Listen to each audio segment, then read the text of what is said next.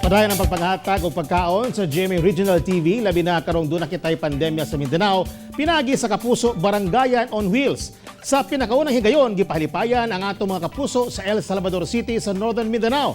Ug dinhi sa Southern Mindanao, gatusan ang nakabenepisyo sa Barangay 76-A Davao City. Ano ang report? Dako ang pasalamat ni Evangeline Bayer nga taga-barangay Sinaluk sa El Salvador City sa Misamis Oriental nga usa siya sa gatusan ka nakadawat og hinabang atol sa unang Kapuso Barangayan on Wheels sa ilang lugar. Matud niya, dako kining tabang ilabi pa nga naglisod siya karon tungod sa pandemya. Dako nagiki nakatabang sa mga pamilya nga nagkalisod karon panahon sa COVID nga wala gid mi mahimong trabaho. Sa Barangay 76-A Davao City, wala magdahom si Christine May Fresco, usa ka labandera ug dunay upat ka anak, nga usa siya sa makadawat og hinabang. Dili daw lalim manginabuhi karon, ilabi pa nga dunay krisis. Lisod kayo siya ma'am, tungod sa atong calamity karon na COVID. Mao nang walay trabaho.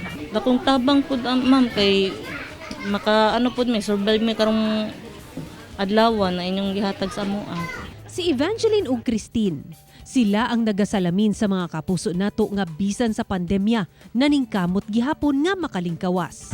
Busa, ang GMA Regional TV naningkamot usab nga mahatod sa ato mga kapuso ang tabang pinaagi sa Kapuso Barangayan on Wheels. Ang mga anchors ug correspondents nagtinabangay nga mag-repack ug magsulat og mensahe nga makapadasig aron mo padayon taliwala sa pandemya.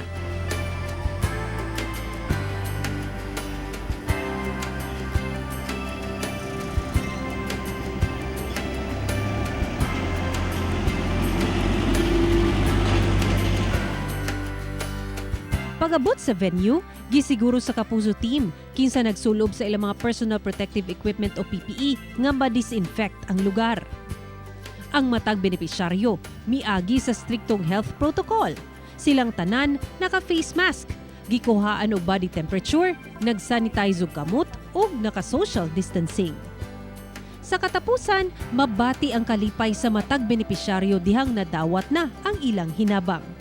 Ang Kapuso Barangayan on Wheels, usa sa mga aktibidad sa GMA Regional TV, agig pagsaulog sa 70th anniversary sa GMA Network nga mitumong sa paghatag og serbisyong tinuod. Daghang salamat sa GMA Regional TV! Woo! Ako si Sarah Hilomen Velasco para sa One Mindanao.